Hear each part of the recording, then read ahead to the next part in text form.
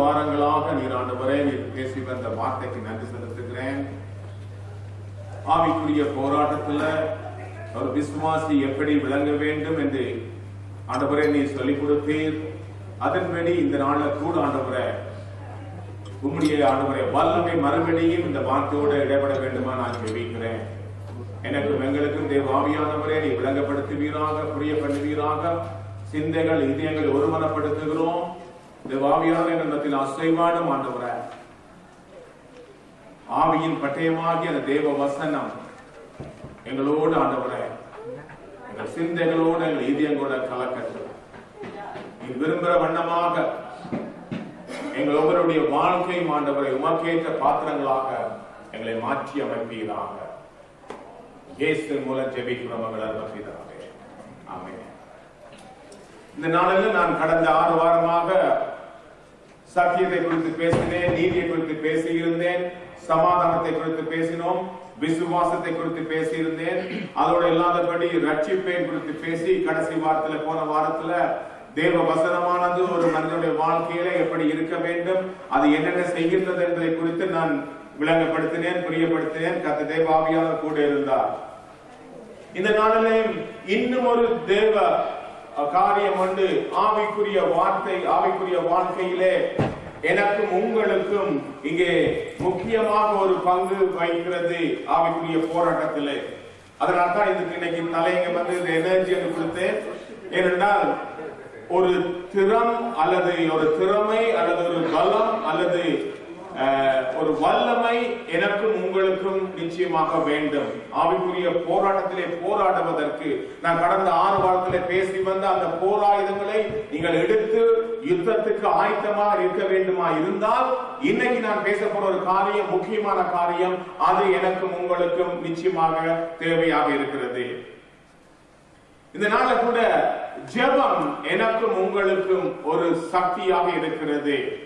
ஏனென்றால் எந்த ஒரு கிறிஸ்தவனும் ஆவிக்குரிய போராட்டத்திலே போராடுவதற்கு முன்பதாக ஜெப சிந்தையோட ஜெப நிலையிலே நாங்கள் கடந்து செல்லும் போது நான் மேற்குறிப்பிட்ட அந்த 6 போராயுதங்களும் என்னுடைய வாழ்க்கையில வல்லமையாக செயல்படும் என்று நான் விசுவாசிக்கிறேன். நிச்சயமாக தேவன் அப்படியே செய்வார் எனக்கும் உங்களுக்குமாக. இந்த யுத்தத்திலே நாங்கள் போராடுவதற்கு என்னுடைய சொந்த பலமோ அல்லது வல்லமையோ முடியாது. அல்லது எனக்குரிய நான் பெரிய வீரனாக இருக்கலாம், பெரிய மல்யுத்தம் செய்கிறவனாக இருக்கலாம், அல்லது பாடி பில்டிங் செய்து என்னுடைய உடலை நல்லா கட்டாக வைத்திருக்கிறவனாக இருக்கலாம், அல்லது எனக்கு திறமைகள் இருக்கலாம், டேலண்ட் இருக்கலாம், நல்ல மேலான காரியங்களின் வாழ்க்கையில் இருக்கலாம். இவை ஒன்றுமே உங்களுடைய வாழ்க்கையில ஆவிக்குரிய போராட்டத்தில் உதவி செய்வதே கிடையாது. அதற்கு மாறாக ஜெபம் ஒரு பெரிய வெற்றியை எனக்கும் உங்களுக்கும் கொடுக்கின்றது.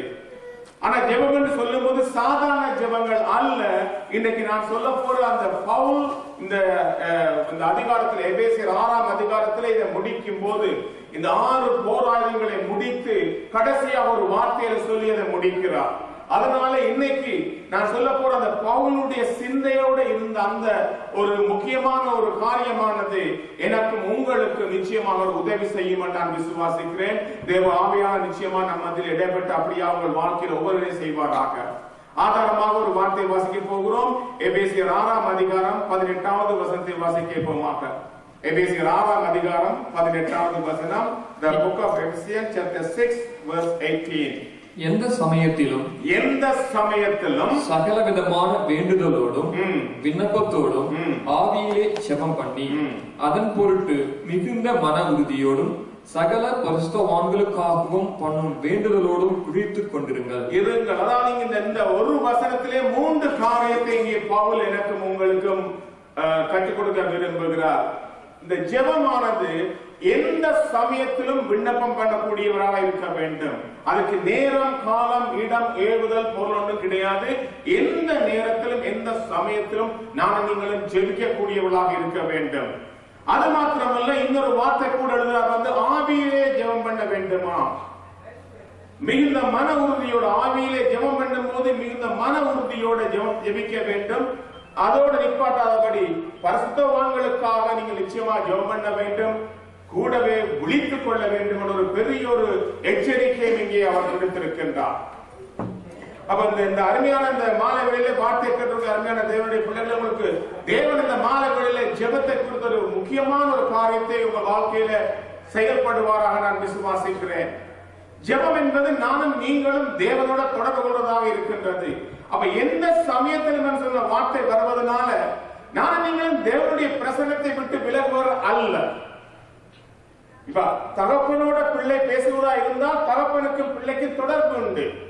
அங்கே அவருடைய சிநேகிதமோ ஐக்கியமோ அங்கே துண்டிக்கப்படவில்லை, எப்போதும் பேசிக் கொண்டிருக்கிறார்கள் என்று அர்த்தம்.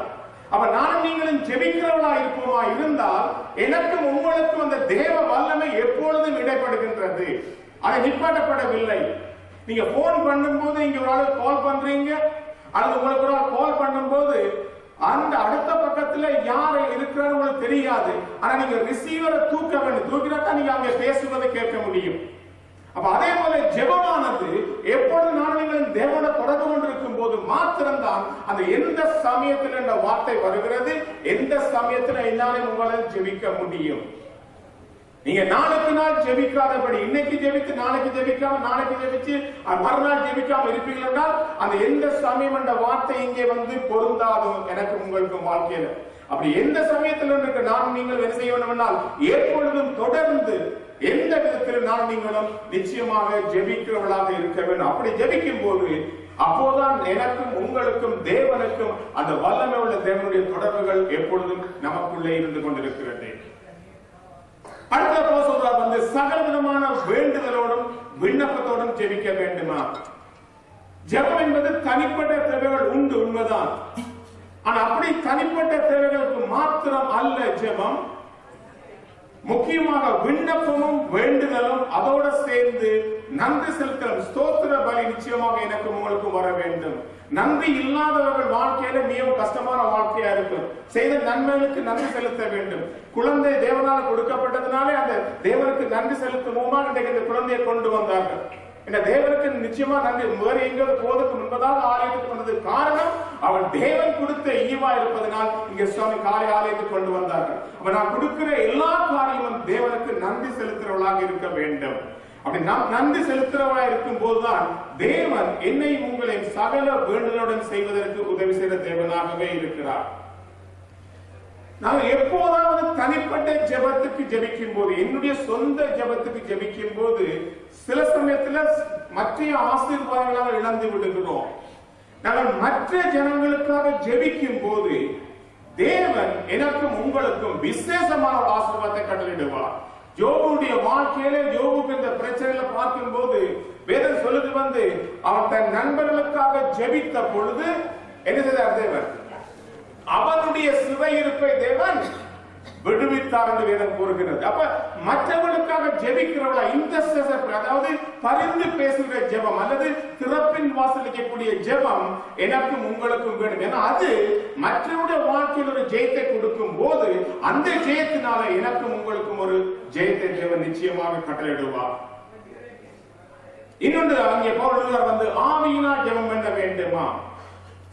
பழைய நாங்கள் பார்க்கும் போது ஜெபத்தை குறித்து பார்க்கும் போது பரிசுத்த கூடாரத்துக்கு போவதற்கு முன்பதாக வந்து அங்கே தூப பீடம் வைத்திருக்கிறார்கள் அந்த திரைக்கு முன்பதாக. அப்ப தூப பீடத்திலே வந்து தூப சட்டி இருக்கின்றது.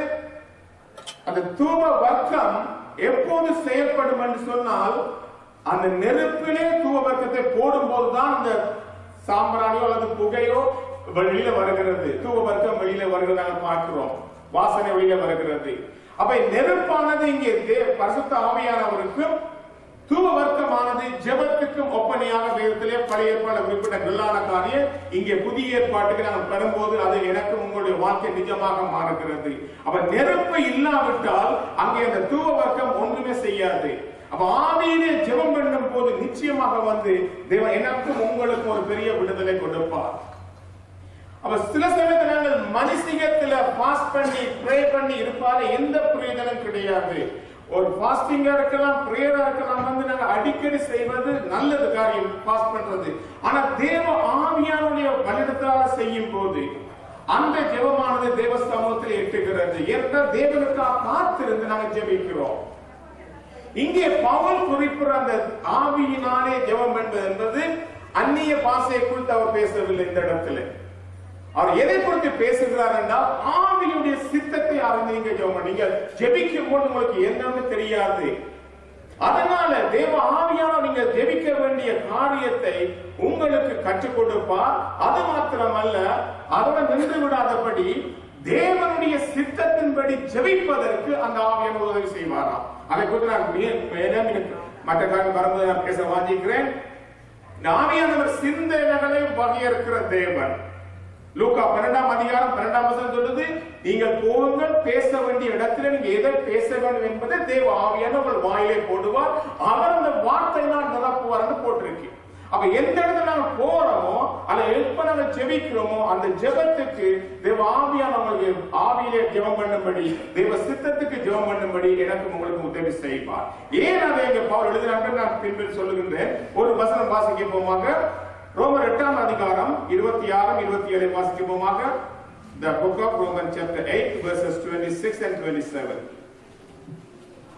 அந்தபடியே ஆவியானவரும் நமது பலவீனங்களில் நமக்கு உதவி செய்கிறார். நாம் ஏற்றபடி வேண்டிக் கொள்ள வேண்டியது என்ன என்று அறியாமல் இருக்கிறபடியா சில சமயத்தில் நாங்கள் அறியாமல் இருக்கிறபடியா, எப்படி ஜெபம் பண்ண தெரியாமல் இருக்கிறபடியா ஆவியானவர் தாமே வாக்கு கடங்காத பெருமூச்சுகளோடு நமக்காக வேண்டுதல் செய்கிறார். எப்படி சில சமயம் நான் ஜெபிக்க போறோம், நமக்கு தெரியாது. சில பேர் ஆவியானவர் வார்த்தை வாயில விழுந்து ஜெபிக்கிறோம். ஜெபிச்சு முடிஞ்சோம் அந்த குடும்பம் சொல்றாங்க, நாங்க ஒரு காரியத்துக்காக இருந்தோம், நீங்க உங்க ஜெபத்துல சொன்னீங்க, அது தீர்க்கதரிசனமா வந்தேன்னு சொல்றோம். ஏன்னா அந்த இடத்துல அந்த குடும்பத்துக்கு என்ன தேவையோ ஜெபிக்கிற ஆள் மூலம் தேவன் வெளியில கொண்டு வருவார். ஆவியானவர் உதவி செய்வார். எப்படி செய்வார் வேண்டுதலாம்? ஆவியானவர் தேவனுடைய சித்தத்தின்படியே பரிசுத்தவான்களுக்காக வேண்டுதல் செய்கிறபடியா இருதயங்களை ஆராய்ந்து பார்க்கிறவர் ஆவியின் சிந்தை இன்னதென்று அறிவார். அவர் ஆவியின் சிந்தை இன்னதென்று அறிந்து அதன்படி எனக்கும் உங்களுக்கும் அந்த ஆவியானவர் தாமே நிச்சயமாக அந்த ஜெபிக்க வேண்டிய ஜெபத்தை கற்றுக் கொடுப்பார். ஏன் நீங்க சொல்றேன்னா நான் பின்பு சொல்லுவேன். அடுத்த பவுல் விழித்திருந்து நீங்க ஜெபிக்க வேண்டுமா? இங்க விதைகளையும் நிலத்தையும் குறித்து இயேசு ஓமையா சொன்னார். ஒரு மனுஷன் நித்திரை பண்ணுகையில் அவனுடைய சத்துரு கோதுமைகள் களைகளை விதைத்து போனான்னு போட்டிருக்கு. அப்ப என்றைக்கு நாங்கள் ஜாக்கிரதை இல்லாம இருக்கிறோமோ, ஜெப வாழ்க்கை குறைந்து போகிறதோ, ஏதோ வாழ்க்கைக்கு தள்ளப்படுகிறோமோ, அப்பொழுது எதிரி என்னுடைய சிந்தையில களைகளை விதைத்து போடுறான்னு போட்டிருக்கு. அப்ப அந்த களை விதைப்பதனால தேவன் அழைத்து, தேவன் எனக்கு உங்களுக்குமாக இவ்வளவு பாடுபட்டு ரத்தம் சிந்தி இன்றைக்கு அழகாக பந்தியில கலந்து கொண்டோம், அதனுடைய பாடு இன்னதென்று புரியாதபடி நாங்கள் வாழ்க்கை திசைப்பட்டு விடுவோம். அப்ப ஜெபிக்க இருக்கிற நானும் நீங்களும் எப்பொழுதும் விழித்திருக்க வேண்டும் எதை சொல்லுது. நெகேமியா புத்தகத்துல நெகேமியா போய் பார்த்து வருகிறார். அலங்கமெல்லாம் வீந்து கிடக்குன்னு சொல்லி பார்த்து விட்டு பாதி வரை கட்டிக்கொண்டு வருகிற வேளையிலே எதிரி இடைப்படுகிறான்.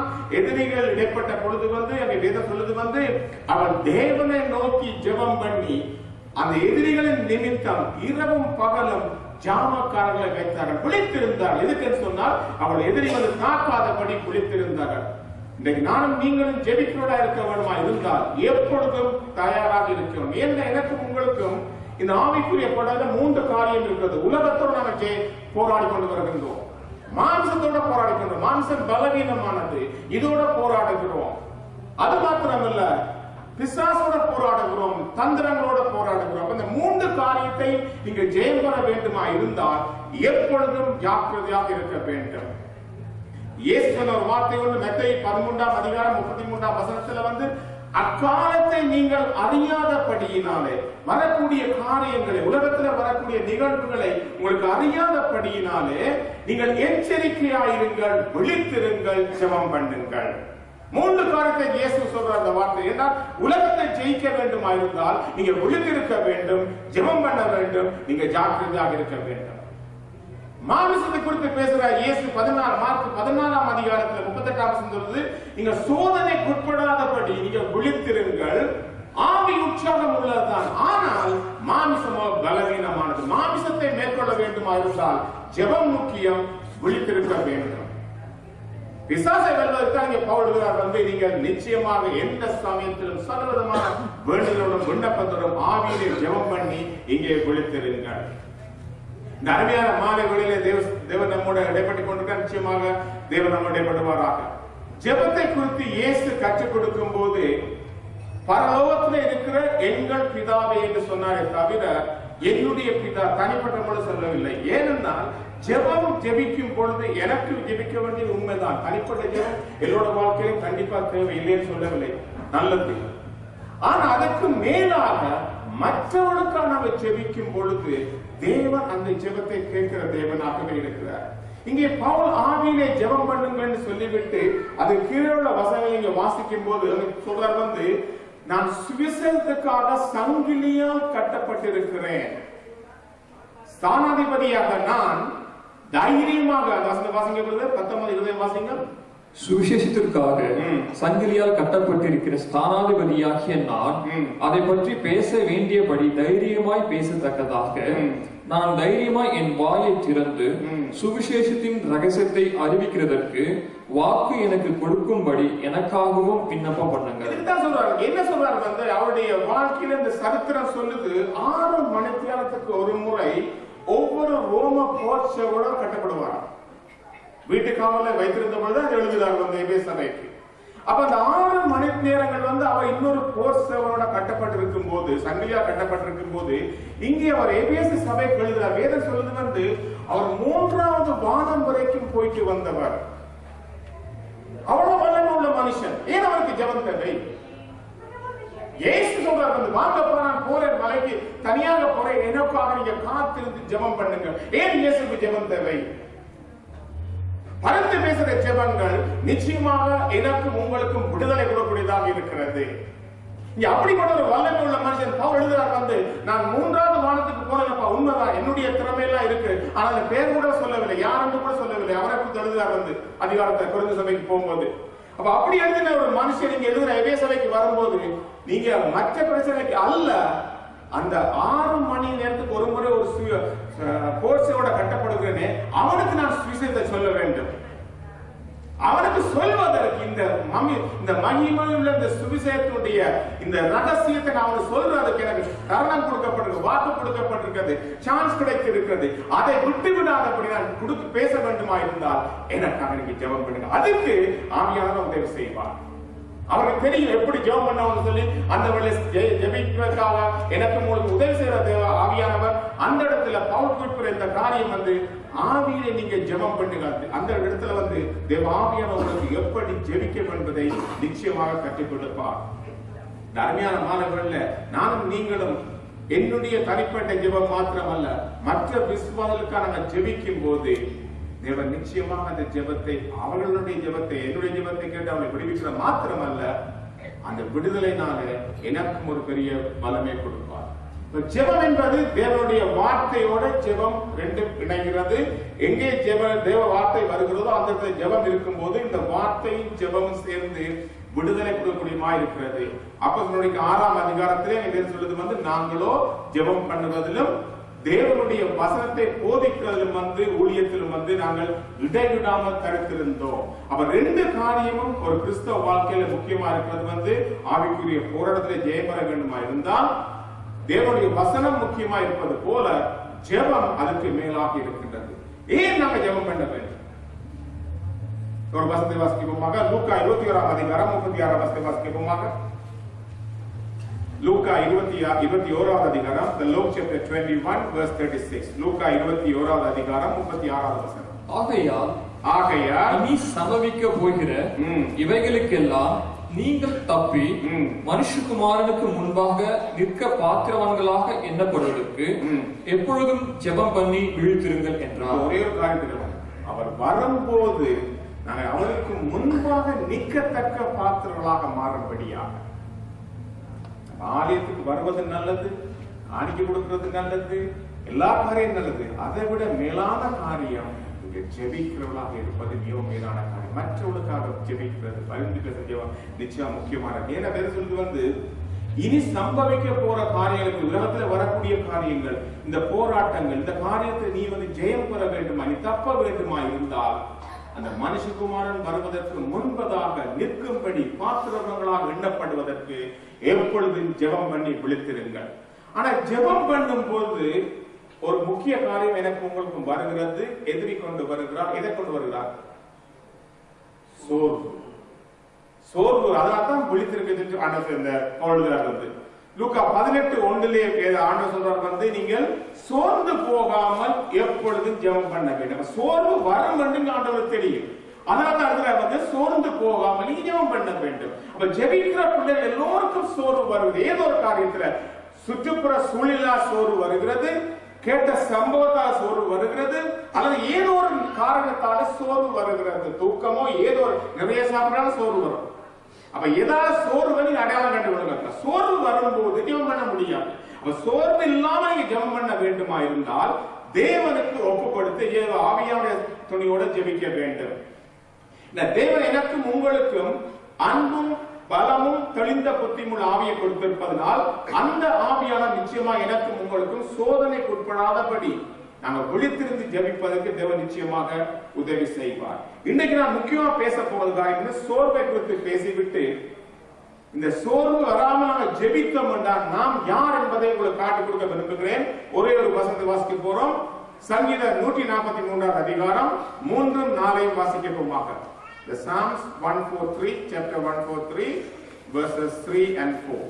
சங்கீதம் 143 3-4 வாசிக்க போமாக. சத்துரு என் ஆத்துமாவை தொடர்ந்து என் பிராணனை தரையோடு நசுக்கி என் பிராணனை ஜெபங்க வேற சொல்லுது நான் போன வாரத்துல ஆத்துமா ஆவி நீங்க பார்க்க முடியாது. ஆனா வேற சொல்லுது இங்க எழுதுறார் சங்கீதக்காரன், சத்துரு என்னுடைய ஆத்துமாவை தொடர்ந்து வந்து கொண்டிருக்கிறான். சொல்றதெல்லாம் என் பிராணனை உயிரை தரையோட நசுக்குகிறான்.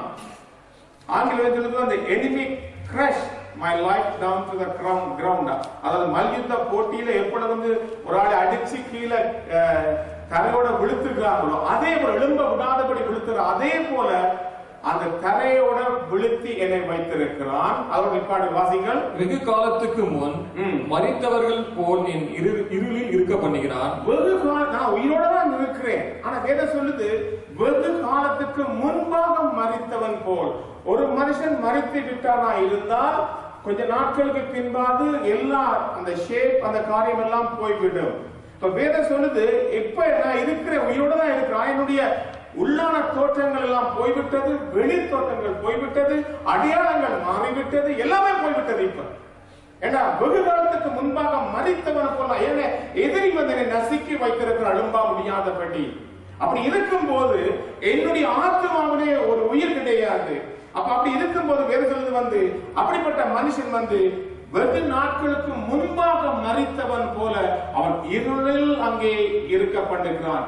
வேதம் சொல்லுது அந்தகார இருளிலிருந்து என்னையும் உங்களையும் ஆச்சரியமான ஒளிக்கு அழைத்த தேவன், அந்த ரட்சிப்பின் சந்தோஷத்தை அனுபவிக்கும்படியா கொடுத்திருக்கிற தேவன், ரட்சிப்பு மேலான ரட்சிப்பை கொடுத்த தேவன் அந்த ரட்சிப்பிலே இல்லாதபடி மழையபடியே நான் நீங்களும் இருளுக்கு போறோம். ஏன்? என்னுடைய வாழ்க்கையில சோர்வு வந்ததுனால, சத்துரு வந்ததுனால, ஆத்மாவில் இப்பொழுது வீக்னஸ் வந்து விட்டது. அது என்னுடைய வாழ்க்கையை முழுவதும் மாற்றி அமைத்து விட்டது. நீங்க என்ன நான் விக்கிய போல இருந்தாலும் என்னுடைய தோற்றம் மாறிவிட்டது. நான் துவண்டு போனேன், என்னால் முடியவில்லை, எழுத முடியவில்லை. அந்த நிலைக்கு என்னை உங்களே தள்ளிவிட்டான். தொடர்ந்து வாசகமாக என் ஆவி என்னில் தியங்குகிறது. ஆவி என்னில் இப்ப ஆத்மா சொல்லிவிட்டீங்க. என்ன சொல்லுது? என்னுடைய ஆவியும் என்னில் தியங்குகிறது. தியங்குகிறது ஆங்கிலத்தில் ஃபெயின். நான் மயங்கி போய் மறைந்து விட்டேன், எழுத முடியாதபடி. என்னுடைய ஆத்மாவிலே இப்பொழுது பாரம் இருக்கிறது, சத்து வந்து விட்டார். என் ஆவியும் ஆத்மாவிலே தொடும்போது என் ஆவியும் மயக்கத்திலே போய்விட்டது, எழுத முடியாதபடி இருக்கிறேன். என் இருதயம் எனக்குள் சோர்ந்து போகிறது. என் இருதயம் எனக்கு சோர்ந்து போகிறது. சோர்வு வருகிறது காரணம் I am paralyzed என்று வேதம் சொல்லுது. I am paralyzed ஏனென்றால் பயத்தினால, இந்த காரியத்தினால நான் இப்பொழுது ஒன்றுமே இல்லாதபடியா பக்கவாதம் வந்தவனை போல உட்கார்ந்து இருக்கிறேன். ஏனென்றால் நான் இப்ப செயலற்று இருக்கின்றேன். மாலை வழியில் ஆண்டவரே வார்த்தைகளுக்கு சகோதர சகோதரியே, இந்த ஜெபம் என்னுடைய உங்களுடைய வாழ்க்கையில சோர்வை அகற்றக்கூடியது. அப்ப ஒரு மனுஷனுக்கு சோர்வு வரதா இருந்தால் எங்கேயோ ஆத்மாவில் ஆவியில நீங்க ஜெயம் பெறாம இருக்கு. அதான் அந்த ஆவிக்குரிய போராட்டம். கண்ணில் பார்க்க முடியாத ஆவிலே ஆத்மாவே நீங்க ஜெயம் பெற வேண்டுமா இருந்தால் நீங்க ஆவியிலே போராட வேண்டும். அந்த போராட்டம் தான் இப்ப நான் 6 வாரம் பேசிக்கொண்டு வருகிறேன். அந்த போராட்டத்திலே ஜெயம் பெற வேண்டுமா இருந்தால் நீங்க ஜெய வீரர்களாக அந்த இயேசு வரும்போது எல்லாவற்றையும் செய்து முடித்து தப்பி நிற்க பாத்திரவான்களாக தேவன் என்னை உங்களை மாற்றுவாரா. நீதிமொழி 24ஆம் அதிகாரம் 10வது வசனத்தில் காலங்கள் எல்லோருடைய வாழ்க்கையில வருது. ஒவ்வொரு நாட்களுக்கும் ஒவ்வொரு நேரத்துக்கும் காலங்கள் ஒரு வாழ்க்கையில மாறிக்கொண்டிருக்கிறது. அப்ப காலங்கள் மாறும் போது அந்த காலங்களை சரியாக நீங்க புரிந்து கொள்ளாவிட்டால் உங்களுக்கு சோர்வு வருமா? வேதத்தில் ஆபத்து காலத்திலே நீ சோர்ந்து போவாய். அப்ப ஆபத்து வரும்போது உனக்கு நீ சோர்ந்து போகிறாய். ஏன்? நீ ஜெபிக்காததுனால. நீ ஜெயிக்கிற ஒரு ஜெயமுள்ள பிள்ளையா இருந்தால் நீ ஆபத்து வரும்போது, பிரச்சனை வரும்போது நீ சோர்ந்து போக மாட்டாய். ஏன்னா உன்னுடைய தொடர்பு தேவனோட இருப்பதனால அந்த பிரச்சனை விட்டு விலகவில்லை. ஜெபிக்கிற பொழுது அவர் பிரசன்னம் விட்டு விலகாம இருக்கும் போது அவருடைய வல்லமை இருப்பதனால நான் சோர்ந்து போக மாட்டேன். இந்த வேதத்தில் ஆபத்து காலத்தில் நீ சோர்ந்து போனாய். ஏன் சோர்ந்து போனாய்? நீ ஜெபிக்காததுனால, நீ விழித்திருக்காதனால சோர்ந்து போனாய். மாலை வேளையிலே தேவன் நம்மோட பேசுவதனால் அதோட நான் ஆவிக்குரிய யுத்த வீரனாக மாற வேண்டுமா இருந்தால், என்னுடைய வாழ்க்கையில சோர்வராக இருக்க வேண்டுமா இருந்தால் நான் ஜெபிக்க வேண்டும். அதான் நாங்கள் ஜெபம் வச்சிருக்கிறோம், இரவு கூட்டம் வச்சிருக்கிறோம், பாஸ்டிங் முறை வச்சிருக்கிறோம், வீட்டு கூட வச்சிருக்கிறோம். ஆனால் வருகிறவன் மிகவும் குறைவு ஜெபத்திலே. ஏன்? ஜெபிக்கிறது நல்லதுதான், உண்மை. வீட்டுல ஜெபிக்கிறாங்க, ஆனா சேர்ந்து ஜெபிக்கும் போது அதுதாங்க பவுல் எழுதுறார். நாங்க சேர்ந்து ஜெபிக்கும் போது கண்காணாத இடத்துல இருக்கிற மிஷனரி ஊழியர்களுக்காக ஜெபிக்கிறோம், காணாத தேசத்துக்காக ஜெபிக்கிறோம். நாங்க எல்லோரும் சேர்ந்து ஜெபிக்கும் போது ஜெபத்தை கேட்கிறார், தேவன் விடுதலை கொடுக்கிறார். ஒவ்வொருவர் மூலம் தேவ ஆவியானவர் வெளிப்படுவார், பேச வேண்டிய வார்த்தைகளை கொடுப்பார், அதன் மூலம் தேவன் கிரியை செய்வார். ஜெபம் ஒரு வாழ்க்கையில முக்கியமா இருக்க, சோர்ந்து போகாம ஜெபிக்க தேவன் நிச்சயமா விரும்புகிறார். மோசேயுடைய வாழ்க்கையில இங்கே சோர்வு வந்து விட்டது. அமலேக்கிய யுத்தத்துக்கு வந்து விட்டார்கள். வேதம் சொல்றது இதுவரைக்கும் அந்த இஸ்ரேல் ஜனங்கள் சுதந்திர சமத்துவத்தால வந்த பிற்பாடு நேரடியாக யுத்தத்துக்கு அவர்கள் தயாராகவில்லை. நீங்க சும்மா இருங்க, நான் யுத்தம் செய்வேன் சொன்னார் தேவன். ஆனா இப்ப வேற சொல்லுது யாத்திராமம் 13ஆம் அதிகாரம் 14ஆம் வசனம் சொல்லுது இந்த ஜனங்கள் யுத்தத்தை காணக்கூடாது என்று சொல்லி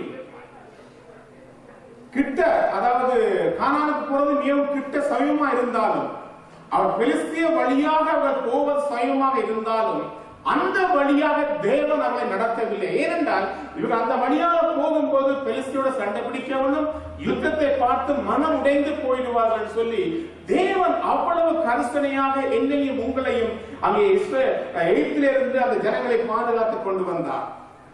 இப்ப பாதுகாத்து கொண்டு வந்த கொஞ்ச நாட்கள்ல தேவன் இன்னும் பல ஜாதிகளை, ராஜாக்களை வெல்ல வேண்டுமா இருந்தால் இவர் யுத்தத்தை கற்றுக் கொடுக்கணும்னு விரும்புகிறார் தேவன்.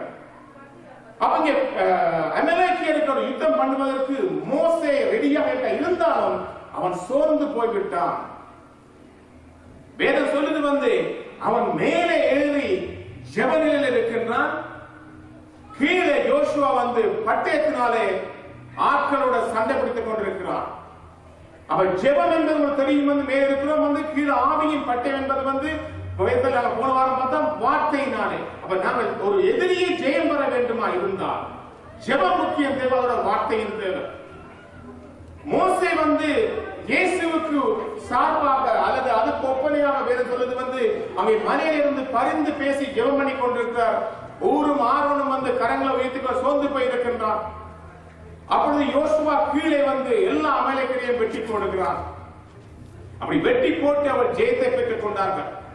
இந்த அருமையான மாலைகளில் அன்றைக்கு அதே நடந்த சம்பவம் தான் இன்றைக்கு எங்களுடைய வாழ்க்கை இருக்கிறது. தேவன் ரட்சிப்பை கொடுத்தார், சமத்துவத்தால் கொண்டு இன்றைக்கு யுத்தத்தை கண்டு நீங்கள் பயந்து போயிருக்கிறீர்கள். வந்த காரணத்தினால, திடீர்னு வந்த பிரச்சனையால் ஜெபிக்க முடியாது, சோர்ந்து போயிருக்கிறீர்கள். கர்த்தர் உங்களுக்கு யுத்தத்தை கற்றுக் கொடுக்கிற தேவனாக இருக்கிறார். நீ ஜெயம் பெற வேண்டும் என்ற ஜெபம் கண்டிப்பாக வேண்டும். ஜெபம் இல்லாம ஒன்றுமே செய்ய முடியாது. எல்லாம் கிறிஸ்தவ வாழ்க்கையின் அடிப்படையை ஜெபத்தில் ஆரம்பிக்கின்றது. ஜெபம் எனக்கு உங்களுக்கு கண்டிப்பாக வேண்டும். அன்னைக்கு மோசே அவ்வளவு பிரச்சனை இருந்த பொழுது தேவன் அந்த காரியத்தை மோசையை கற்றுக் கொடுத்து வரக்கூடிய நாட்கள்ல யோசுவாவின் பெரிய ஒரு வீரனாக மாற்றி கொடுத்தார். அப்ப கற்றுக் கொடுக்கிற தேவன் என்னோட கூட இருப்பதனால் ஆண்டவரை நான் சோர்ந்து போகாது அப்படி நான் ஜெபிக்க வேண்டும். சோறு வருகிறது, ஆவியில் ஆத்மாவில் ஆண்டவரே சோறு வருகிறது, என்னை தரை மட்டும் தாழ்த்தி வைத்திருக்கிறார்கள், அதுக்கு நான் இடம் கொடுக்காதவனாக நான் ஜெபிக்கிறவனாக ஆண்டவரே எனக்கு ஜெபம் வரவில்லை, என்னால் ஜெபிக்க முடியவில்லை என்று சொல்ற காரியங்கள் அது எல்லாவற்றையும் விட்டு விட்டு ஆண்டவர் நான் ஜெபிக்கிறவனாக, ஜெபிக்கிற மனுஷனாக நான் மாறும்படியாக தேவன் விரும்புகிறார். அந்த இடத்துல ஜெபிமானி முடிச்ச பிற்பாடு வேறு சொல்றது யாத்ரா 17ஆம் அதிகாரத்துல அந்த இடத்துல அவள் யெகோவா நிசியை சொல்லி ஒரு பலிபீடத்தை கட்டி பேரிட்டார்கள். தேவன் எனக்கு வெற்றி கொடுத்தார். என்னுடைய வாழ்க்கையை நிச்சயமாக தேவன் வெற்றி கொடுப்பாராக. முழு அமலேக்கியரையும் அங்கே வெட்டி போட்டார்கள். 1 சாமுவேல் 15ஆம் அதிகாரத்துல சவுல் ராஜாவா இருக்கும் போது இங்க அமலேக்கியர் என்னுடைய உங்களுடைய மாமிசத்துக்கு ஒப்பனையாக பழைய ஏற்பாடு சொல்லப்படுகிறது. ஏன்னா ஈசாவுடைய வம்சாவளி, அதனாலே அது மாமிசத்துக்கு ஒப்பனையாக அமலேக்கியரை கொடுக்கிறதாக பார்க்கிறோம். அப்ப இங்க 1 சாமுவேல் 15ஆம் அதிகாரத்துல சவுல் மறுபடி அமலேக்கியோட யுத்தம் செய்கிறார். விடுப்பை வாசிக்க அந்த ராஜாவையும் கொளுத்த கன்றுகள் மாடு இந்த காரியத்தை அதாவது கணக்கென்று வைத்துக் கொண்டு இங்க யுத்தம் முடிந்தாதுன்னு சொல்லி ஆயிற்று. உங்களுக்கு நடந்த சம்பவம் தெரியும். சாமுவேல் வருகிறார், கேட்கிறார். அதை ஆண்ட சொல்றது நீ கீழ்ப்படிவே முக்கியம், பரிய பாக்கிலும் கீழ்ப்படிவே எல்லாரும் ஆண்ட சொல்கிறாரு. எல்லாம் முடிந்து விட்டது.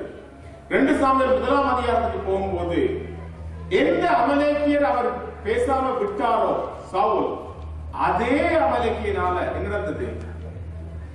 கொலை செய்யும்படியாக ஏவப்பட்டார். அவனுடைய இறப்பு வந்தது காரணம் அதே அமலேக்கியன் அவனை குத்தி கொண்டார். அவன் போகும்போது அரோகிலா இருக்கிறார், சொல்கிறார் நீ யாரப்பான்னு கேட்கும்போது அமலேக்கியன் உன்னுடைய வாளால கத்தியால என்னை குத்தி கொன்று போட்டு போயிடும் சொன்ன பொழுது அதாலே குத்தி விட்டு போறதை பார்க்கிறோம். எப்பொழுது மாமிசம் மேல வரும்போது நான் அதற்கு சரியாக அதை கண்காணித்து அதை ஜாக்கிரதையா இல்லாம இருக்கிறோமோ, அதே மாம்சத்தினால பாவம் என்னையும் உங்களை இழுத்து கொண்டு போய்விட்டது. சவுலுக்கு வந்த காரியம் போல ஆண்டவரே, இந்த மாலை வேளையில நான் அப்படி சாதாரணமான அல்ல ஆண்டவரே, நான் விலையேறப்பட்ட ரட்சிப்பை பெற்றிருக்கிறேன். உம்முடைய பரிசுத்த ரத்தத்தால கழுவி சுத்திகரிக்கப்பட்டிருக்கிறேன். அதே ஜெப ஆவியானவர் என்னோட இன்னைக்கு இருக்கிறதுனால ஜெபம் உள்ளவனாக இருக்கிறேன். இந்த மாதங்களை நான் நீங்கள் சாதாரண மனுஷன் அல்ல. என்னையும் உங்களை நீங்க யாருக்கு அறிந்து கொள்வோமா இருந்தால் ஆண்டவரை ஜெபிக்கக்கூடிய காரியத்தை தேவன் கற்றுக் கொடுப்பார். அவர்களுக்கு இந்த மாத வேளையில 2 கொரிந்தியர் 4ஆம் அதிகாரம் 1ஆம் வசனத்தை வாசிப்போமாக. 2 கொரிந்தியர் 4ஆம் அதிகாரம் 1ஆவது வசனத்தை.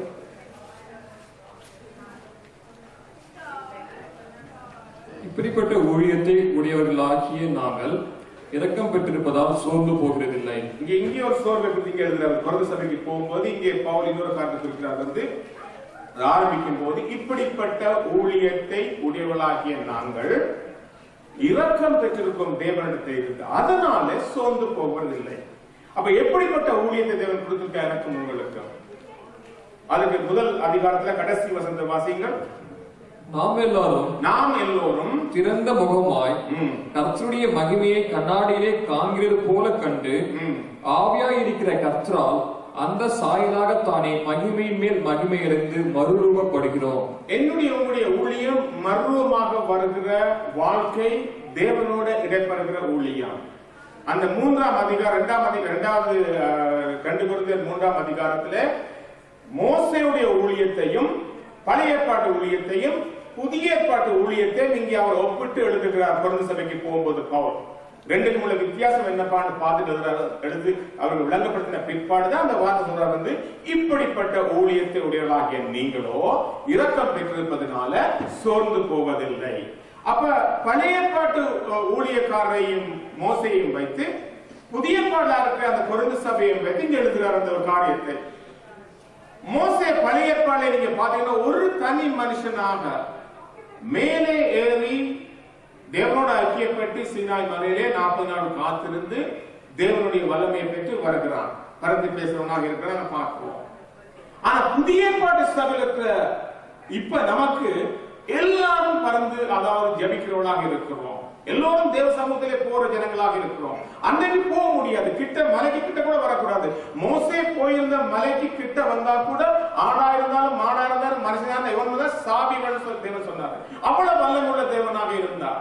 இவ புதிய ஏற்பாட்டு காலத்துல வந்த உடனே ஆண்டவர் இந்த பெரிதான காரியம் இயேசு கிறிஸ்துவுடைய மாமிசமாக திரையினால கிழிக்கப்பட்டதுனால எனக்கும் உங்களுக்கும் புதிதுமானதும் ஜீவனுமான ஒரு மாற்றத்தை உண்டு பண்ணி வைத்திருக்கிறார். அப்ப மோசேக்கு இருந்த அந்த காரியத்தை விட எனக்கும் உங்களுக்கும் இப்ப வல்லமை உள்ளவர்களா இருக்கிறோம். இப்ப நான் நீங்களும் மலைக்கு போய் அந்த வல்லமையை பெற்று வர வேண்டிய காரியம் கிடையாது. இன்னைக்கு பல மற்ற ஜனங்கள் கூட மலைக்கு போய் வல்லமை பெற்று வர்றாங்க. நானும் நீங்களும் இப்ப அந்த தேவனை சுமந்து இருக்கிறோம். இப்படிப்பட்ட ஊழியத்தை உள்ளவர்களா இருக்கிறோம். அது மாத்திரமல்ல, இங்கே கண்ணாடி ஒரு மகிமையை குறித்து பேசுகிறார். அந்த கண்ணாடி தேவனுடைய வார்த்தையை பற்றி உங்களுக்கு போன வாரம் சொன்னேன். அப்ப தேவனுடைய வார்த்தையானது ஒரு மனுஷனுடைய வாழ்க்கையில வரும்போது அவன் இயேசு கிறிஸ்து போல மாறி வருகிறாங்க பார்க்கிறோம். ஏன்னா மகிமைக்கு மேல மகிமை அடைகிறோம். எதனால? அந்த வார்த்தையினால் அவரை பார்ப்பது போல, தேவனை பார்ப்பது போல அந்த வல்லமையினாலே மகிமைக்கு மேல மகிமை அடைந்து நாங்கள் அனுதினமும் மர்வமாக மாறுவோம். எப்படி ஒரு மனுஷன் மர்வமாக வருவான்னு சொன்னால், ரோமர் 12ஆம் அதிகாரம் 2ஆம் வசனம் சொல்றது மனம் புதிதாகிறதுனாலே.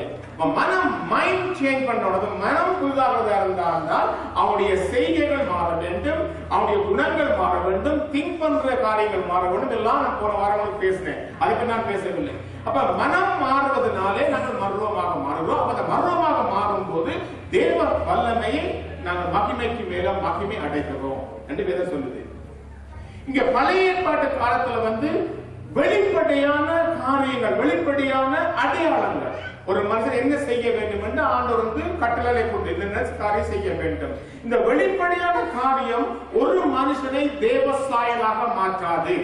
பழைய நீதியான சட்டங்கள் ஒன்றும் தேவன் என்னையும் உங்களையும் பழைய ஏற்பாடு இந்த மனுஷனை தேவ சாயலாக மாற்றுவதற்கு எத்தனிக்க மாட்டாது. ஆனா புதிய ஏற்பாடு இருக்க நானும் நீங்களும் இந்த மகிமைக்கு மேல மகிமை அடைவதனாலே என்னையும் நானும் நீங்களும் தேவனை போல மாறுவதற்கு அது உதவி செய்தது. எது உதவி செய்தது என்றால் சட்டம் அல்ல, தேவனுடைய கிருபை. நீங்க 3ஆம் அதிகாரம் வாசிக்க விட்டு அப்போ புரியும். கிருபையே என்னையும் உங்களையும் அப்படி செய்யறது. கிருபை எப்படி வருது என்றால் அது அன்பு கொடுக்குது, தெளிந்த புத்தி கொடுக்குது, பலம் கொடுக்குது. இவைகளால நாங்கள் மாறிக்கொண்டு வருகிறோம். புதிய ஏற்பாடு இருக்கிற நானும் நீங்களும் ஆவியினாலே விடுதலை பெற்றிருக்கிறோம். கிருபையினாலே எடுத்து ஆவியினாலே விடுதலை பெற்றிருக்கிறோம். ஆவியினாலே விடுதலை பெற்ற பொழுது எங்களுக்கு பயம் கிடையாது, பாவம் வாழ்க்கையில மேற்கொள்ளாது, உலகத்தை மேற்கொள்வதற்கு தேவன் வல்லமை கொடுத்திருக்கிறார். எந்த பழைய சடங்கு சமாச்சாரத்தில விடுதலை பெற்றிருக்கிறோம். அப்ப பழையபடி அதுக்கு போகாதபடி என்னை உங்களை விடுதலை செய்ததுனால, இயேசு விடுதலை செய்ததுனால தேவன் விடுதலை கொடுத்திருக்கிறார். ஆவியானவர்களும் விடுதலை கொடுத்திருக்கிறார். அதனால்தான் அந்த 3ஆம் அதிகாரத்தில் ஒரு வார்த்தை வருது, தேவ ஆவியான விடுதலை செய்யும் போது நிச்சயமா அவர்களுக்கு விடுதலைப்படுவார்கள். தேவ ஆவியா நிச்சயமா எனக்கு உங்களும் விடுதலை தேவனாகவே இருக்கிறார். முதலாம் 2 கொரிந்தியர் நீங்க அந்த அதிகாரத்தை வாசிக்கும் போது ஜெப ஜீவியமும் தேவனோட ஏற்படக்கூடிய மகிமையின் மேல மகிமை அடைந்து மர்வமான நிலைக்கு போகக்கூடிய வல்லமை தேவன் கொடுக்கிறார். பழைய ஏற்பாட்டு காலத்துக்காருக்கு அது கிடையாது. அதனால நான் வேற சொல்லுங்க, நீங்க சோர்ந்து போவதில்லையா? மத்தேயு 17ஆம் அதிகாரத்தை நீங்க பார்க்கும் போது இயேசு மர்வமலைக்கு போகின்றார். சம்பவம் பேதுரு போகிறார். பேதுரு மனுஷிகத்துல இயேசுவை பார்க்கிறார். அதே இயேசுதான் அவரோட மேலே ஏறும்போது எப்படி இயேசு போனாரோ அதே இயேசுவை தான் அங்கே பார்க்கிறார். பார்த்த பொழுது ஒரு வித்தியாசம் கண்டு கொள்றார். இயேசுடைய முகம் மத்தேயு 17:2 வசனத்தில் சூரியனை போல பிரகாசிச்சதார். அந்த மகிமையை எனக்கு உங்களுக்கு கொடுக்க விரும்புகிறார். எப்படி கொடுப்பாராம்? சோர்ந்து போகாம நீங்க ஜெபிக்கும் போது, நீங்க ஜெபிக்க ஜெபிக்க ஜெபிக்க ஜெபிக்க உங்களுடைய வாழ்க்கையில மாறுதல் நீங்கள் காண்பீர்கள். நிச்சயமாக அந்த மாறுதலானது இந்த புதிய ஏற்பாட்டு இப்படிப்பட்ட ஊழியத்தை பெற்றிருக்க நாம் இரக்கத்தினால, தயவினால, கிருபையினால, தகுதி இல்லாத என்னை உங்களை தகுதிப்படுத்த பெரிய ஆசாரிய ராஜாவாகிய இந்த வேலைக்கு கொடுத்திருக்க தேவன் சோர்ந்து போவதில்லை. ஆண்டவர் இந்த மாணவர்களில் ஆவிக்குரிய போராட்டத்தில் ஜெயம் பெற வேண்டுமா இருந்தால் 4 முக்கிய காரியம் அல்ல, நானும் நீங்களும் ஜெபம் எனக்கும் உங்களுக்கும் அது ஒரு முக்கிய காரணமா இருக்கிறது. ஏன்னா ஜெபம் ஒரு மனுஷனோட வாழ்க்கை 2 காரியம் செய்யுது. ஒன்று, நீங்க ஜெபிக்க ஜெபிக்க ஜெபிக்க ஜெபிக்க அனுதினமும் நீங்க நேரத்தை ஒதுக்கி ஜெபிக்க உங்களை உலகத்திலிருந்து பிரித்தெடுக்குது, அதான் பரிசுத்தப்படுத்துகிறது. 2வது காரியம், உன்னத நிலைக்கு உங்களை மாற்றுகிறது. நீங்க மாமிசங்கள் எல்லாம் ஒளிந்து ஆவியின் சிந்தையில வரும்போது நீங்க எல்லா சூழ்நிலைகள் சந்தர்ப்பங்கள் ஒன்றும் பார்க்காதபடி தேவ சாயலாக மாறுகிறோம். தேவ சாயலாக மாறி தேவனை துதிப்போம், போற்றுவோம், பாடல் பாடுகிறோம். இப்படிப்பட்ட ஊழியத்தை நானும் நீங்கள் ஆண்டவரின் மான வேளையில அன்றைக்கு மோசே சோர்ந்து போகாமல் எப்படி ஜெயம் பெற்றானோ அதே போல ஆண்டவருடைய புதிய ஏற்பாடு அதை விட மேலான காரியத்தை தேவன் எனக்கும் உங்களும் கொடுத்திருக்கிறார். ஒரு தனிப்பட்ட மனுஷன் அன்னைக்கு அவளுக்கே செய்யல, அன்னைக்கு நாம் எல்லோரும் செய்யும்படியா எல்லோரும் அந்த மகிமையில சேர்ப்பதற்காக தேவன் பெரிய கிருபை கொடுத்திருக்கிறார். இந்த மாலை விடங்கள் உற்சாகப்பட்ட அதே அதிகாரம் 4ஆம் அதிகாரத்துல 15-16 வாசிக்கிறது. 2 கொரிந்தியர் 4ஆம் அதிகாரம் 15-16. தேவனுடைய மகிமை விளங்குவதற்கு ஏதுவாக கிருபையானது அநேகருடைய ஸ்தோத்திரத்தினாலே பெருகும்படிக்கு இவையெல்லாம் உங்கள் நிமித்தம் உண்டாயிருக்கிறது. அந்த கிருபையானது அநேகருடைய ஜெபம் பண்ண சோத்திரம் பண்ண அநேகருடைய சோத்திரங்கள், என்னுடைய சோத்திரம் அல்ல, அநேக சோத்திரங்களால அந்த கிருபையானது பெருகுகிறது எங்கள் வாழ்க்கையில. அவ சேர்ந்து ஜெபிக்கும் போது, கூட ஜெபிக்கும் போது அந்த கிருபை பெருகுகிறது என்னுடைய வாழ்க்கையில. பெருகும் போது என்ன நடக்கும்? அடுத்த வசனம், ஆனபடியினால் நாங்கள் சோர்ந்து போகிறதில்லை. இந்த கிருபை பெருகும் போது என் உள்ளான மனுஷன் பலப்படுகின்றான். அதான் காரணம். இந்த கிருபை பெருகும் போது சோத்திரம் செய்ய செய்ய செய்ய செய்ய இந்த கிருபை பெருகிறது. இந்த கிருபை எல்லாம் அது என்ன செய்யுமா? ஆனபடியா நாங்கள் சோர்ந்து போவதில்லை. எங்கள் புறமான மனுஷனானது அழிந்தும், இந்த புறமான உலகத்துக்குரிய கிறிஸ்துவை பிரதிபலிக்காத இந்த புறமான மனுஷன் அழிந்து போகிற மாம்சம் அழிந்து போகிறது. நாங்கள் ஜெபிக்க ஜெபிக்க சோர்ந்து போகாம ஜெபிக்கும் போது இந்த காரியம் நடக்கிறது. புறமான மனுஷன் அழிந்து உள்ளான மனுஷனானது நாளுக்கு நாள் புதிதாக்கப்படுகிறது. நாளுக்கு நாள், ஒரு நாள் ஓவர் நைட்ல வர்ற காரியம் கிடையாது. காலான பாத்தீங்கன்னா நீங்க போட்டு வச்சு இரவுல கொஞ்ச நாள்ல பாத்தீங்கன்னா புஸ்தகம் வந்துடும். அப்படி என்னுடைய வாழ்க்கை மாற போறது கிடையாது. கிறிஸ்தவ வாழ்க்கை ஒவ்வொரு நாளுக்கு நாள் மாறுகிறது. அதனால்தான் ஜெபம் நாளுக்கு நாள் முக்கியமானது. கிருபை நாளுக்கு நாள் புதிதானது. அப்ப இந்த புதிய கிருபை எனக்கு உங்களுக்கு தேவையா இருந்தால் நீங்க தேவசமத்துக்கு போக வேண்டும். கிருபையை சேர்த்து வைக்க முடியாது. எனக்கு இன்றைக்கு நான் 10 மணி நேரம் ஜெபிச்சேன், எனக்கு இவ்வளவு கிருபை இருக்கிறது, இது எனக்கு நெக்ஸ்ட் வீக் வரைக்கும் போறதுக்கு போதுமானது. நீங்க தப்பு கணக்கு போடாதீங்க. அந்த கிருபை அன்னைக்கு தானே உங்களுக்கு உரியது. என்ன கிருபை வேறு சொல்லுது ஒவ்வொரு நாளும் நாளுக்கு நாள் கிருபையானது புதிதானது வேதம் கூறுகின்றது. அப்ப புதிதான கிருபை நீங்க பெற்றுக்கொள்ள வேண்டுமா இருந்தால் தேவசமத்துக்கு போக வேண்டும். தேவசமத்துக்கு போற என்பது ஜெபிக்க வேண்டும். அப்ப நீங்க ஜெபிக்க ஜெபிக்க ஜெபிக்க ஜெபிக்க எல்லா காரியம் உங்களுக்கு காரியம் எல்லாம் அற்று போகிறது. தேவ சாயலாக மாறுவீங்க, பரிந்து பேசுகிறீங்க, ஆவியிலே ஜெபம் பண்ணுவீங்க, மற்றவர்களுக்கு வேண்டல் செய்றீங்க, விண்ணப்பம் செய்றீங்க. அப்படிப்பட்ட ஜெபம் செய்யும் போது தேவன் என்னையும் உங்களையும் நிச்சயமாக யுத்தத்தில் ஜெயம் உள்ளவர்களாக மாற்றுவாராக. எங்களுடைய 4ஆம் அதிகாரம் 14 ஏற்ற சமயத்திலே சகாயம் செய்யும் கிருபை. உங்களுக்கு எந்த நேரத்துல இந்த கிருபை வேணும்னு தேவனுக்கு தெரியும். நீங்க அவர் சமூகத்துல போய் ஜெபிக்கும் போது எங்கேயோடு போறீங்க, உதவி போறீங்க, உதவிக்கு போறீங்க, எங்கே போறீங்க, நீங்க ஜெபம் பண்ணி கொண்டு போகும்போது சொல்லுவது ஏற்ற சமயத்திலே சகாயம் செய்யும் கிருபை. எபிரேயர் 4:16 சொல்லுகின்றது. அப்ப உங்களுக்கு கிருபை வேண்டுமா இருந்த சகோதர சகோதரியே, நீ நாளுக்கு நாள் ஜெபிக்க வேண்டும். ஏன் ஜெபிக்க வேண்டும் என்றால் சங்கீதம் 42ஆம் அதிகாரம் 3வது 10வது வசனங்கள், சங்கீதம் 56ஆம் அதிகாரத்தில் 1-2, சங்கீதம் 140ஆம் அதிகாரம், எரேமியா 20ஆம் அதிகாரம், 2 பேதுரு 2ஆம் இந்த அதிகாரம் சொல்லுது நாளுக்கு நாள் சத்துரு எனக்கும் உங்களுக்கும் பிரச்சனை பண்ணுறாங்க. டெய்லி நாளுக்கு நாள் இந்த பேர் சொல்லுது பிசாசானவன் எப்பொழுது விழுங்கலாம் என்று வகை தேடுகிறான். அப்ப எப்பொழுது விழுங்கலாம் என்று வகை தேடி நாளுக்கு நாள் அவனும் அலைவதனால நானும் நீங்களும் நாளுக்கு நாள் ஜெயம் பெற வேண்டும். அந்த ஜெயம் பெற வேண்டுமா இருந்தால் தேவனோடு நாங்கள் இடைப்பட வேண்டும். தேவன் இடைப்படும் போது நிச்சயமாக தேவன் எனக்கும் உங்களுக்கு நிச்சயமாக ஜெயத்தை கொடுப்பாராக. அனுதினமும் வர்ற எதிரிகளை ஜெயிக்க வேண்டுமா இருந்தால் ஆண்டவரே எனக்கு ஜெபம் கண்டிப்பாக தேவையானவர் என்ற பேர் சொல்றது சங்கீதம் 71ஆம் அதிகாரம் 28வது வசனம் எழுது வாசிக்க. சங்கீதம் 71:8,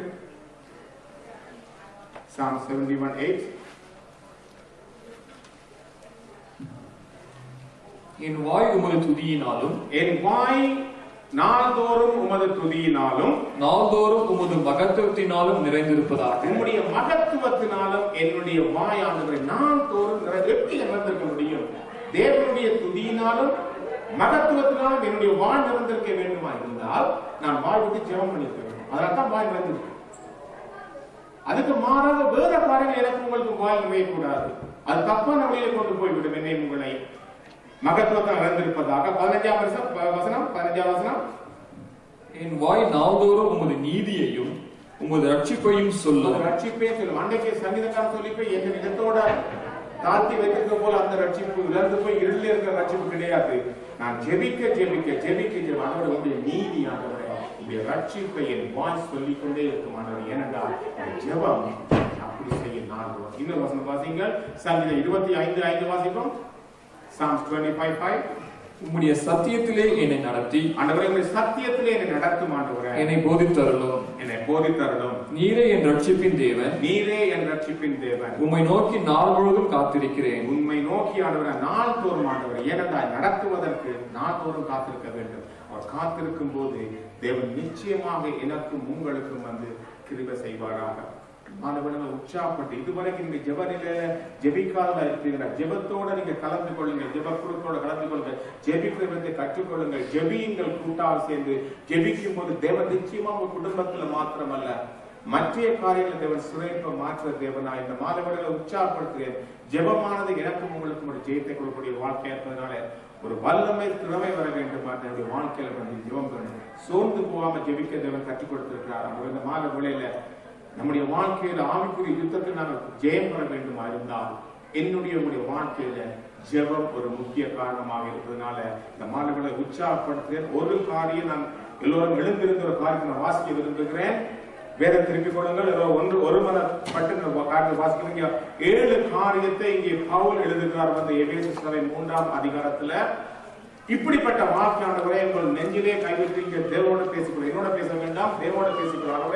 இப்படிப்பட்ட எல்லோ எழுந்திருப்போமாக இப்படிப்பட்ட அந்த காரியத்தை ஆண்டவரை என் வாழ்க்கையில் கொடுப்பீராக. எபேசியர் 3ஆம் அதிகாரத்துக்கு திருப்பிக் கொள்வோமாக. உங்கள் வாய்களை திறந்து இந்த காரியத்தை நீங்க வாயாலே நீங்கள் வாசியுங்கள். இந்த அதிகாரத்தை எல்லோரும் சேர்ந்து வாசிக்க போகிறோம். எபேசியர் 3ஆம் அதிகாரம் 14 - 19 வரைக்கும் உள்ள இந்த 5 வசனங்கள்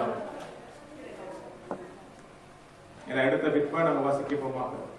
எபேசியர் 3ஆம் அதிகாரம் 14 - 19 வசனங்கள் முடிய.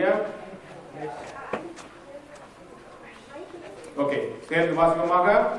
இதன் நிமித்தம் நான் பரலோகத்திலும் பூலோகத்திலும் உள்ள முழு குடும்பத்துக்கும் நாமக்காரனாகிய நம்முடைய கர்த்தராய் இருக்கிற இயேசு கிறிஸ்துவின் பிதாவை நோக்கி முழங்கால் படியிட்டு, நீங்கள் அவருடைய ஆவியினாலே உள்ளான மனிதர்கள் வல்லமையாக பலப்படவும், விசுவாசத்தினாலே கிறிஸ்து உங்கள் இதயங்களிலே வாசமாயிருக்கவும், நீங்கள் அன்பிலே வேரூன்றி நிலை பெற்றவர்களாகி சகல பரிசுத்தவான்களோடு கூட கிறிஸ்துவனுடைய அன்பின் அகலமும் நீளமும் ஆழமும் உயரமும் இன்னதென்று உணர்ந்து அறிவிக்கட்டாத அந்த அன்பை அறிந்து கொள்ள வல்லவர்களாகவும், தேவனுடைய சகல பரிபுடத்திலும் நிறையப்படவும், அவர் தமது மகிமையுடைய ஐஸ்வர்யத்தின்படியே உங்களுக்கு அனுக்கிரகம் பண்ண வேண்டும் என்று வேண்டிக் கொள்கிறேன். ஆண்டவரே, இப்படிப்பட்ட வார்த்தையோட ஆண்டவரே இந்த மாதங்களில் நம்முடைய வாழ்க்கை தேவன் மாற்றி வைப்பாராக. கண்களை மூடுவமாக நான் ஜெபிக்க வாஞ்சிக்கிறேன். Thank you Jesus.